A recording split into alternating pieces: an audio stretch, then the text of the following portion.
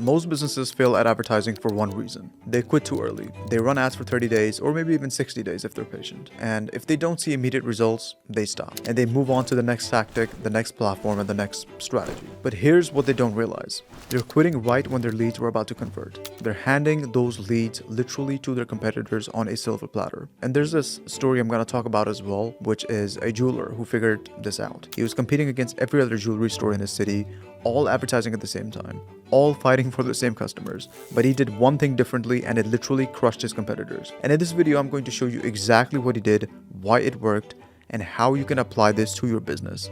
Because if you're running ads or creating content and not understanding this concept, you're literally leaving money on the table. And let me explain. And listen, I get it. Like, you're spending money on content and ads. You want results right now. You don't want it kind of like, 5 years from now. But kind of like, here's the issue. And this is also very true if you have a high ticket service. When it comes to running content and ads, and especially ads, you're testing on your timeline. This is what you do. And you're not testing it on your customer's timeline, which is perhaps why it's not working. And another thing which is important as equally as trust and also testing is your sales cycle. The time it takes from first contact to close deal determines how long you need to run your campaigns for. It doesn't have to be 30 days, it doesn't have to be 60 days, your actual sales cycle. You need to understand what a sales cycle is and why it matters. Your sales cycle is pretty much the time from first contact to a closed deal. For some businesses, it's perhaps a week. For others, it's literally 6 months. You need to know your number. And this could be mortgage deals, this could be like funding deals, or whatever it is. That's pretty much kind of like your sales cycle. And you need to make sure that you put that in account for the campaigns and ads that you run. So how you calculate this is pretty simple. Just look at your last 10 to 20 deals. And I'm not talking about cold traffic,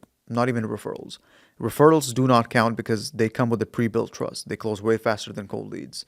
If you only use referral data, your sales cycle will look shorter than it actually is for cold traffic. So very important to keep in mind. Take your last 10 to 20 cold leads that close. Ask yourself, when was the first touch point? Maybe they saw your ad, watched your video, or visited your website. When did they actually close? That's the average sales cycle. So you just pretty much, calculate the timeline between those, do the average, and that's your sales cycle. And like I said, for some businesses, it's like 1 to 2 weeks. For mid-ticket services, it's 1 to 3 months. For high-ticket services, it could be like 3 to 6 months as well.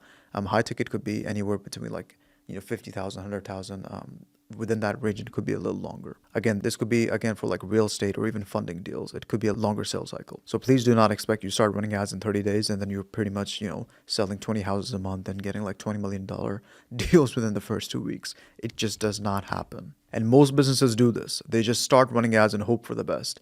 And then they wonder why nothing's working. And this is what happens when you just ignore your sales cycle. Let's say your sales cycle is 6 months. Someone discovers you in month 1 through your ad or your content. It doesn't matter. They're interested, but they're not necessarily ready to buy yet, which is completely normal. They're just finding out about you. That's how buying works. But here's the thing, you don't necessarily see immediate results. So you stop running ads after 30 days. You think it's not working, so you move on. And month 4 rolls around and that prospect who first discovered you is ready to buy. But you're not there anymore. You stopped advertising. They don't see you, so they go with a competitor who is still advertising. That's the opportunity cost. And here's the thing, you paid to generate that lead in month 1. You spent money to get their information, but you quit before they were ready to convert. Your competitor didn't generate that lead, they just captured it because they stayed consistent and you didn't. This is the opportunity cost you're missing. You're not losing to better competitors, you're losing to more patient competitors. Very important differentiator. And this happens all the time. Businesses test themselves to extinction. They try 500 things in 30 days. They jump platform to platform and they change strategies before they even have time to work.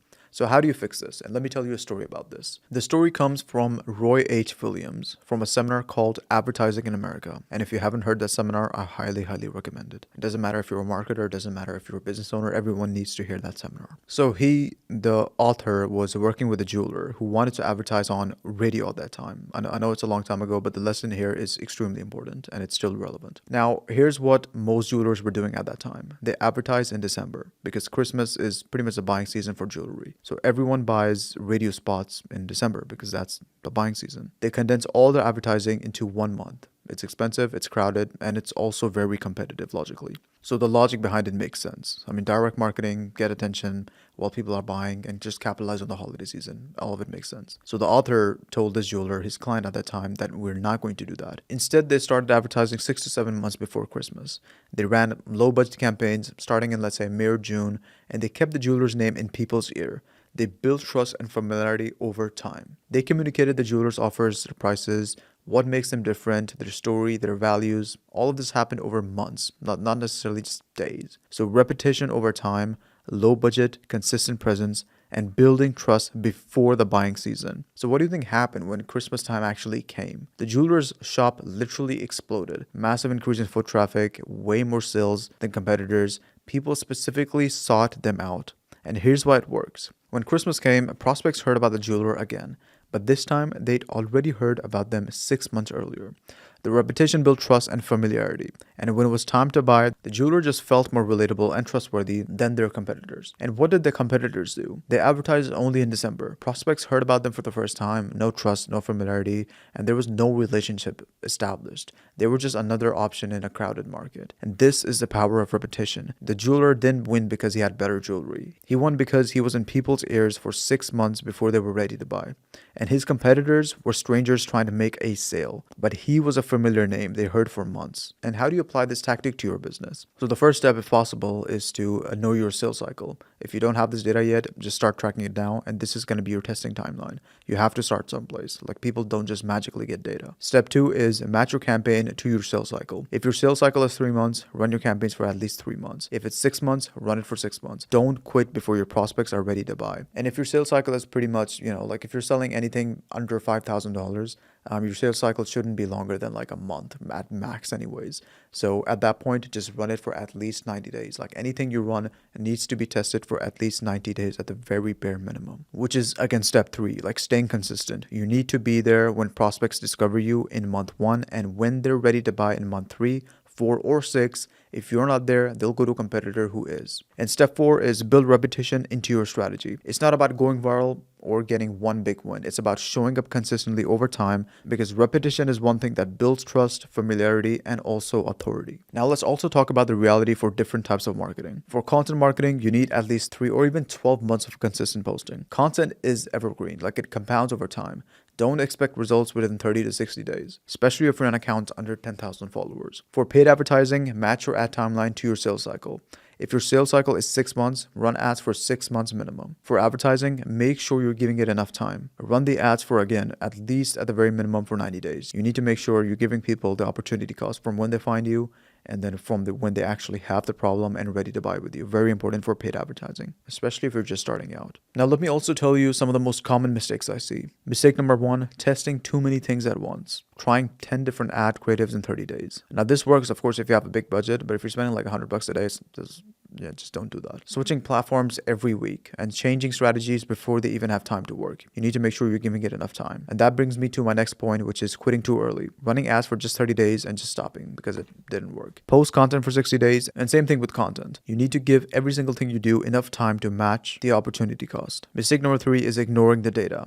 Not tracking when prospects first discovered you, not knowing when they actually closed, running campaigns blind without understanding your sales cycle. Mistake number 4 is focusing on the wrong metrics, worrying about hashtags, posting timelines, ad copy tweaks, and ignoring the only 2 things that matter, the time and the math. So when it comes to ads and content, it's just testing, time, and math. That's literally it. If you don't have the data, you can't run good campaigns. And if you only run ads for like 30 days, you're not giving it enough time, you're literally just handing leads to your competitors. And again, I say this very importantly. If you don't have the data, you have to start someplace. So you're required, if you're stepping your foot into content and ads, you're required to do this for at least the next 3 months. Anyone saying that, hey, yeah, if you've never done this, no worries, we can get your results within the first 30 days. It's just not going to happen.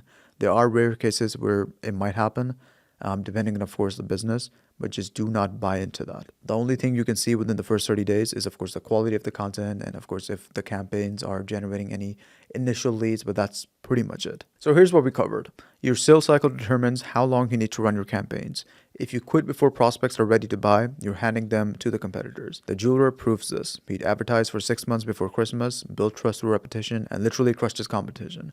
This isn't about some tactics. It's not about which platform to use or what to post. It's about understanding what to do for your scenario, staying consistent, and giving your campaigns enough time to work. So the testing, the time, and the math. And if you want help building a campaign that matches, everything that I just said when it comes to the testing, the time, and the math, and just having a system that actually works, because right now we're just talking about the game plan and some rules. But there's a whole other side to it, which is the technical side to it. Like, what type of content do you need to post? What type of ads do you need to run? All of this. So if you do need help with this on a done-for-you manner, there's a Calendly link in the description.